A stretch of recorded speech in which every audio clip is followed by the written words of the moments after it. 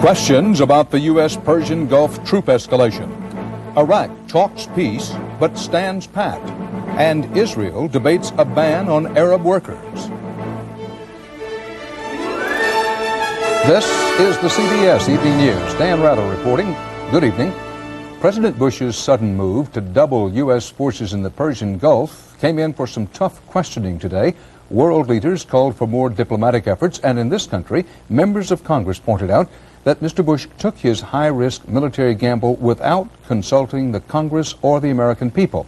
Senator Daniel Patrick Moynihan, Democrat of New York, said, and I quote, "If George Bush wants his presidency to die in the Arabian desert, he's going at it very steadily, as if it were a plan," end quote. CBS News White House correspondent Wyatt Andrews begins our report. The president's order to send 200,000 fresh troops to the Gulf was designed to shake up Saddam Hussein, but it has also aroused the first serious opposition to Mr. Bush's 3-month run of virtually unchallenged policy. For the first time, some on Capitol Hill suggest the president has exceeded his constitutional power and should ask Congress now for a declaration of war. No American should want a government where one man can commit 250 million Americans, incur thousands of casualties of their own single authority. This nation previously has had declarations of war simply as a standby authority of the president, a message to an adversary. As soldiers continue to pour into the Gulf, this contingent of reservists left Fort Riley, Kansas today. Some powerful members of Congress who backed the president's plan to defend Saudi Arabia have begun to question his new threat to invade Kuwait. And I think the president has a real obligation here, and perhaps he can do this, he should, to explain why liberating Kuwait is in our vital interest. That is, an interest so important we're willing to spend thousands of American lives if necessary. Mr. Bush is also being challenged on moral grounds. The nation's Roman Catholic bishops today expressed alarm that the president might take offensive action in Kuwait without giving sanctions or negotiations a chance. It is our hope that no use of force would be even thought of or attempted into all of these various other possibilities are explored. The White House insisted that the president does want a peaceful solution and that he has and will continue to consult Congress. And while the president does plan to meet congressional leaders this Wednesday, these suggestions that he reconvene all of Congress for a debate over a declaration of war is more consultation than Mr. Bush now has in mind. Wyatt Andrews, CBS News, the White House. Egypt's President Mubarak today placed strict limits on his country's role in the U.S.-led force. In a newspaper interview, he was quoted as saying Egyptian troops would not enter Iraq even if U.S. troops attacked. Mubarak said Egyptian forces would go into Kuwait, but only in a peacekeeping role. Iraq today was playing up its desire for peace. Alan Pizzi is there.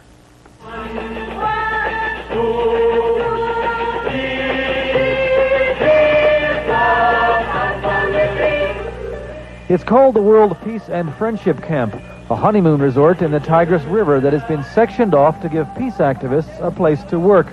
The Iraqis don't necessarily expect it will impress their enemies or even bring peace. But peace is the Iraqi theme of the week, and they like the kind of things that visitors say here. War is never inevitable. Only President Bush would start a war, and all he has to do is say no. There is no shortage of envoys seeking a role in the process. Chinese Foreign Minister Zhang Qishen said he wasn't bringing any specific plans, but as a permanent member of the UN Security Council, China can veto UN approval of military action. The foreign minister ducked the issue. China has consistently stood for the avoidance of the use of force and avoidance of war, and to seek a peaceful settlement. Saddam Hussein has given no sign that he is willing to make any compromises that might lead to a negotiated solution to the crisis. But there have been some indications that feelers are being put out. We are ready to enter into a deep dialogue as to the requirements for security in our region. The Iraqis are interested in peace, diplomats here believe, but not at any price. If there's nothing to be gained politically by giving in, they are willing to go to war. The camp is the latest effort by the Iraqis to divert attention from war to peace on their terms. They treated the opening as a major event. even though the only people who came were foreign peace activists, Iraqi officials, and some of Iraq's unwilling guests, the hostages. This is a place where peace has a different meaning. Alan Pizzi, CBS News, Baghdad. Joining us now is our CBS News consultant on Operation Desert Shield, retired U.S. Marine General George Crist. General, with all the political questions now being raised, where does this leave the United States from a military perspective? Well, Dan, we're still marching on, going up to 400,000 troops in the area, doubling the number of Army divisions, doubling the tanks, doubling the artillery, even doubling the number of Marines at sea. Now, that'll give us the capability to attack Kuwait from more than one direction on the land, and at the same time conduct a very big amphibious operation from the sea. What about resupply of a force this large? Any problems? Oh, logistics is going to be a real problem. The military likes to have on hand about 60 days of beans and bullets. Now, getting all that there to support a force of this size is going to be a monumental task, no question. Timetable, when the United States military will finally be ready to move to the offensive if the President gives the order? I think any attack will take place after the first of the year and perhaps before the Muslim fast of Ramadan, which starts in the middle of March. Any sign, and if so, what signs of Iraqi redeployment of their troops to meet the new schedule the President has announced? Dan, the bulk of the Iraqi regular force is dug in Kuwait and southern Iraq, and I see no signs that they aren't ready to fight. As a military historian, among other things, any sign that this is a bluff, either way or both ways, and any prospect of who's going to blink? Well, I think Saddam Hussein and President Bush are playing a game of chicken. The President is sending in the capability to liberate Kuwait on the ground. Saddam will soon see that capability, but I think he doubts the intent to attack. Now, if one or the other doesn't swerve, there's going to be collision, and that collision means war. General Chris, thanks. The Israeli government said today it would receive a United Nations envoy not to investigate the police killing of 20 Arabs in Jerusalem last month, but to discuss generally the treatment of Arabs under Israeli occupation. Israel's foreign minister said the compromise offer was worked out in consultation with the United States. It comes as the Arab-Israeli conflict is reaching new depths of violence and hatred. Bill McLaughlin reports. Another stabbing on an Israeli street. This time a Jewish policeman in Jerusalem, attacked by a Palestinian. The latest in a series of such assaults. And it's put the whole country on edge. The focus of the 3-year-old intifada has changed. The fighting that had been confined to the towns and slums of the West Bank and Gaza Strip has spilled over into Main Street Israel. A dramatic, dangerous shift. There is no police or government or army between you and an individual and a Palestinian individual who goes on a personal crusade in the streets. The Intifada's new strategy of random attacks on Israeli streets means that any Israeli, and not just a soldier, can be a target. The fear here is not just that the rules have been changed, but that Israel itself may change. Israel is changing. 23 years of occupation does not make anybody purer, nicer, or more gentle. An unusual coalition of moderates like Berg are joining right-wing politicians and calling for a radical solution to stop the violence. No more Arab workers in Israel. Israelis call this the slave market, where Jewish bosses and foremen recruit cheap Arab labor for construction work, bricklaying, car washes. But the recent wave of violence has frightened Jewish employers into firing thousands of Arabs. This car wash owner would replace his Arab workers if he could. I don't have choice because the Israelis don't want to work in this kind of work. But tens of thousands of Russian immigrants have come to Israel this year, ready and eager for any work. Hundreds of thousands more are on the way. In towns like Ra'anana, they're sweeping the streets, replacing the Arabs. These people haven't got jobs. We haven't got jobs for our own people. The mayor has the full support of the Israeli government, which fears the new threat against Jewish civilians. We shall not expose our citizens to danger. We shall build a wall of steel and love around our people. Palestinians say, go right ahead. They can get out of here and build a wall higher than the Chinese wall. They can get out of here and build any fence they want to between us and them. Palestinians say the Russian immigrants can have their jobs. They'll tend to the land in a Palestinian state. The debate over Arab labor has again brought to the surface the one notion the Israeli government has done its best to ignore, giving Palestinians a land of their own. But until that happens, no one expects the violence here to end. Bill McLaughlin, CBS News, Jerusalem. Still ahead on the CBS Evening News, Susan Spencer on an operation not to treat but to cure diabetes. And David Dow on the state where civil rights and college football are on the scrimmage line.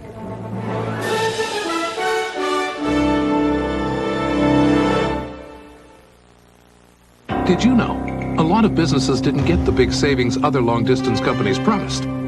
So they're switching back to AT&T Pro Watts, our discount calling plan. With Pro Watts, you get extremely competitive prices and automatic discounts on international and all AT&T calling card calls. What's more, Pro Watts uses your regular phone lines. With all this and AT&T quality, what are you waiting for? Competitive price, another AT&T advantage.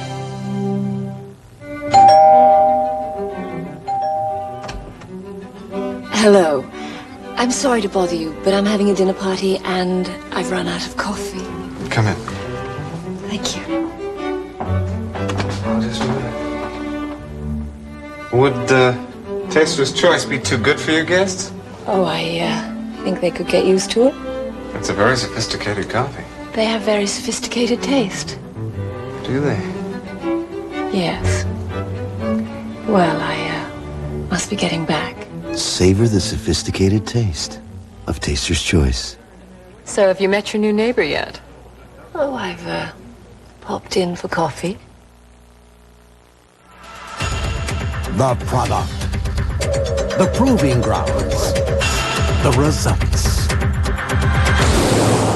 STP gas treatment is the edge. There is a developing weapon in the battle against diabetes. This still experimental technique offers hope to the hundreds of thousands who suffer from the disease, which claims more American lives each year than any illness except heart disorders and cancer. As CBS News medical correspondent Susan Spencer reports, this new procedure promises relief from daily insulin injections. If 44-year-old Karen Uznansky looks remarkably happy for someone facing surgery, it's understandable. She's about to undergo a procedure she hopes will end her daily need for insulin and the ravages of diabetes, which has cost her her kidneys, the sight in one eye, and her independence. Like, I won't even walk up to the grocery store because I've passed out in the grocery store twice already. We're trying to replace the islets that have been destroyed, the cells that produce insulin in the pancreas. Our hope is that this will replace insulin therapy as a therapy. The idea that surgery might hold the key to insulin-dependent diabetes seemed far-fetched even a year ago. Today, several teams of researchers are working to perfect a technique that could stop diabetes in its tracks. The operation itself is so simple it's done under a local anesthetic. Islet cells, the insulin producers, are injected into a large vein through an incision in the abdomen. The whole thing takes only about an hour. Some 20 people worldwide have had a version of this surgery so far. Early results are mixed, but sprinkled in that mix are remarkable cases like 44-year-old Wayne Hargrave, a building contractor, diabetic since childhood. I haven't had any injected insulin in 7 or 8 months. And when you've been doing that for 30 years, I don't have to worry about that blacking out. Despite the dramatic successes, though, there is a problem: rejection of the new cells. Like Wayne, all the patients so far also have had kidney transplants, and so we're already on drugs to prevent rejection. In order to be practical, we have to solve this very important problem of elimination of the use of these very powerful drugs. To do that, some researchers are concentrating on different ways to process the islets to stop the immune cells that otherwise would destroy them. Others are working on ways to seal off the islets, coat them with sugar molecules, jelly, plastic, anything that would allow the insulin to get out but not let attacking immune cells in. Despite all the unanswered questions, researchers now seem confident this operation will one day be routine. The final answer will be to be able to transplant the islets early in the course of diabetes, soon after a child develops diabetes. That would mean avoiding the sort of serious complications Karen Uznansky has suffered since she was diagnosed with diabetes at 10. In a few weeks, she'll know what lies ahead in her long struggle. And if it works, I'll really be ecstatic. They'll hear me back in Chicago hollering. The 2 million Americans battling this disease will be cheering too. Susan Spencer, CBS News, St. Louis. Eve Arden, television's wisecracking Our Miss Brooks, died today of heart failure in Los Angeles. Eve Arden, who was 82, also suffered from cancer. She would always be identified for her role as the good-hearted schoolteacher, first on radio, then beginning in 1952 on television. After success on Broadway and in Hollywood as a perennial best friend, she became Connie Brooks. Wonderful idea. I'm going to pick a fight with Mr. Boynton. You're what? Well, if I don't stir him up some way, he'll never make a move.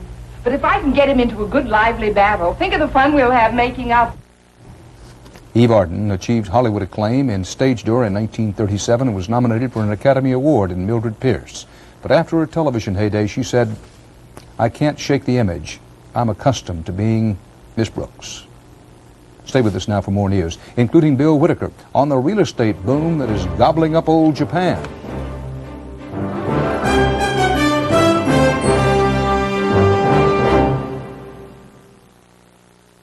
Two arch-rival breakfast cereals. Total. Kellogg's Just Right. Both high-nutrition cereals. So what might make one better than the other? Just Right has vitamin B1. We have vitamin B1. Just Right has vitamin B2. B2. Just Right has iron. Oh, we have iron. Just Right has vitamin E. Oh, plenty of E. Just Right has vitamin B6. B6 here. Just Right has almonds.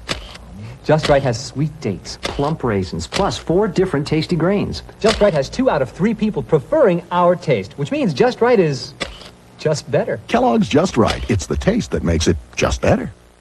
Whether I'm racing 200 miles an hour or driving 55, I don't accept compromises. You shouldn't either. The car should be responsive yet fuel efficient, roomy yet sleek, not to mention affordable. Well, surprisingly, one car does all that and more. The new Cutlass Supreme. So take a look at any new Cutlass Supreme and see for yourself. Here's one car that does it all and does it right. This is the new generation of old. When you've got hemorrhoids, walking is hard. Sitting is worse. Anusol ointment has an anesthetic for the pain and itch. Does your brand? Anusol ointment has an anesthetic to take the hurt out of hemorrhoids. Want to reduce those thighs? Start eating healthier? Yeah! Baste with Pam instead of butter, margarine, or oil, and seal in juices without adding extra fat or calories. Pam. The healthier way to cook. I'm Steve Crowley. Coming up, Dollars for Scholars. Money advice for parents who want to put their kids through college. Tonight on the 6:30 Report. Just when it looked like blue skies ahead, hundreds of Washington state residents braced for a new rainstorm tonight. A sunny Sunday helped push back floodwaters after a storm dumped more than a foot of rain over 4 days at some mountain locations. Governor Booth Gardner yesterday declared a state of emergency for 5 western counties where flooding by 7 Washington state rivers forced 600 people from their homes. What if they gave a college football game and nobody came? Backers of One Big Bowl weren't laughing over that possibility, and David Dow explains why. Twice in the last 4 years, Arizona's Fiesta Bowl has decided college football's national championship. But tonight, bowl officials are still looking for competitors, still caught in the post-election fallout from a defeated state holiday honoring Martin Luther King. The latest disappointment from 8th-ranked Virginia, announcing it would likely go to the Sugar Bowl. I don't know how it would have resolved itself if there weren't some other options. So, I'm glad we had some other options this year. All of this over this Martin Luther King Jr. holiday. It's going from bad to worse. It isn't just the Fiesta Bowl or the threat of losing the 1993 Super Bowl that has Arizonans reeling. It is unwanted national publicity and the message that some received from last week's election. Does that indicate to you and your people over in San Diego that we're a racist state? Oh, yeah. You do? Redneck, racist. It's like you've taken some place from the 1950s in the South and just transplanted them all right here. The King State holiday is the issue that won't go away. After former Governor Evan Meekum rescinded the holiday in 1987, officials estimate the state lost $30 million in convention business. Now that voters have rejected it, the toll could rise. If that past history is any indication, it has great potential for economic impact on our state. Everybody's wrong and everybody's suffering. We're in a mess. Everybody's looking for ways out. Finally, some good news from the University of California, Berkeley, which agreed to play in Arizona's other bowl game, the fledgling Copper Bowl. Football and politics don't mix, at least not on this football team. Many here had hoped for some kind of face-saving compromise from the state legislature, but none is in sight, and King holiday opponents today threaten to recall any lawmaker who now votes to restore the holiday. David Dow, CBS News, Phoenix. France today saw its biggest student demonstration since 1968. Rather than university students, this time it was high school students marching in Paris and several other cities, demanding the government spend more money for better schools and more teachers. President Mitterrand said he sympathizes with the students' complaints, and he promised an emergency plan to deal with them.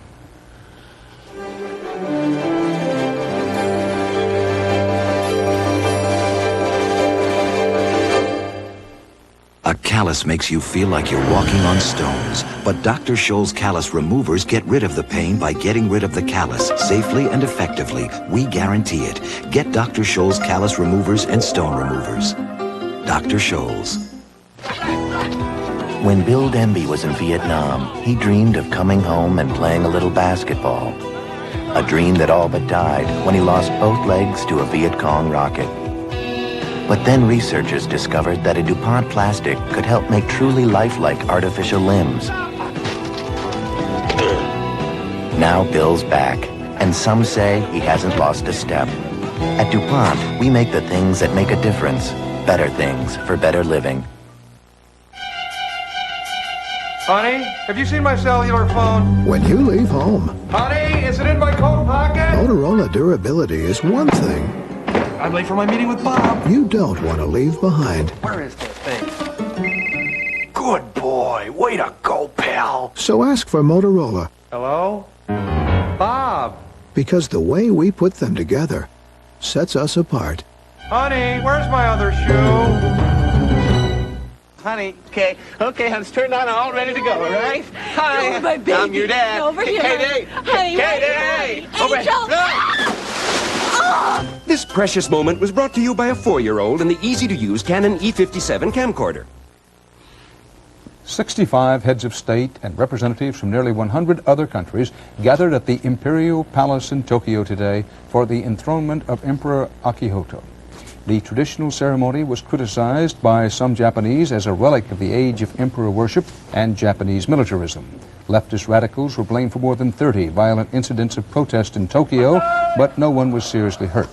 Partly for security reasons, the ancient imperial city of Kyoto was passed over as the site of the enthronement. Kyoto has always been the heart of Japanese culture, but now it's starting to go through the same transformation as Tokyo, one of the most modern, crowded, and expensive cities in the world. Bill Whitaker has our report. The Japanese call Kyoto the soul of the nation, the ancient capital where traditional art and culture flourished, where you can still catch a glimpse of ageless charm and mystery. But today, graceful old Kyoto is being plowed under and crowded out by bustling new Kyoto. It's called progress. For 12 centuries, Shinto priests have contemplated the tranquil beauty of the Umemiya Shrine. Now, a looming 6-story apartment building disturbs the peace. It kills our beauty. And other old cities in the world, they're preserving their history. In Kyoto, we're destroying it. The priest and his neighbors tried to stop the construction, but they were steamrolled by Japan's runaway real estate boom. Land prices have shot up more than 300% in the last 4 years. Developers are cashing in. The market is really hot right now. Everybody wants to live in Kyoto. The shrines are a good selling point. Innkeeper Haruji Ukai feels the pressure. His family has run this inn for 7 generations. Today, it's the last old building on the block. This tiny plot next door just sold for $6 million. Ukai wonders if his little piece of the past can survive another generation. American bombers spared Kyoto in World War II out of respect for its beauty. It's sad what we are doing to it now. Soon, Buddhist monk Zenyu Asano will be praying in the shadow of a new high-rise. Japan, he says, is selling its birthright, losing more than just old buildings. Nowadays, we Japanese always thinking about money. It's time to start thinking about the spirit again. If we destroy old Kyoto, we will destroy part of ourselves. He prays that ancient and modern can coexist in Japan, but even this monk despairs that the spirit of old Kyoto is all but gone. Bill Whitaker, CBS News, Kyoto. And that's the news from our world this Veterans Day, with a salute to all of our veterans. Dan Rather for the CBS Evening News. See you tomorrow. Good night.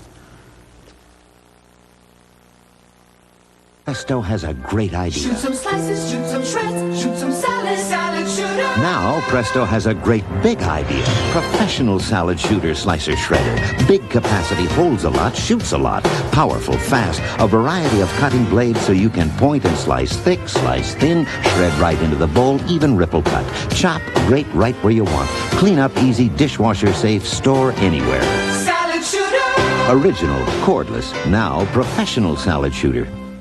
Here's 2 cold medicines. Choose one. Sudafed. Now choose again. This relieves these 3 symptoms, this 9. The 9. You chose Dristan. It relieves 9 symptoms of my cold as opposed to Sudafed that only relieved 3. Tristan relieves 9 tough cold symptoms.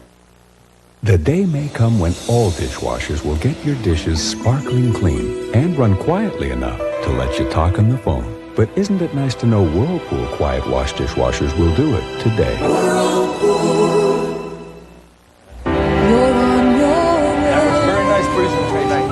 Piloting a corporate jet for Dow can be interesting and rewarding, particularly when it's an Angel flight. The Corporate Angel Network uses empty seats on company business trips to fly cancer patients who need specialized treatment. Patients like Christy. Dow was the first to make over 100 of these flights. Welcome aboard, Angel. This company does great things. This is one of them. Dow lets you do great things.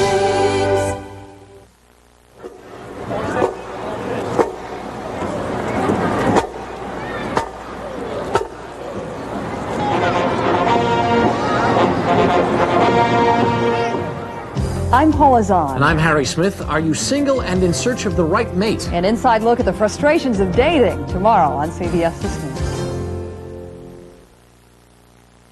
This is CBS.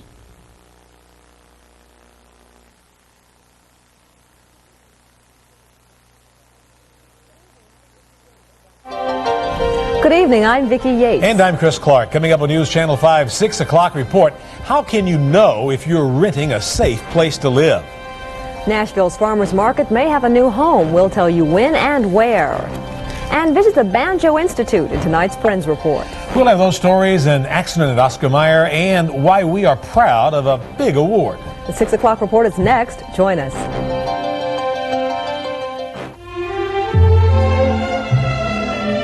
From the cafes of Paris comes the inspiration for a different kind of mustard.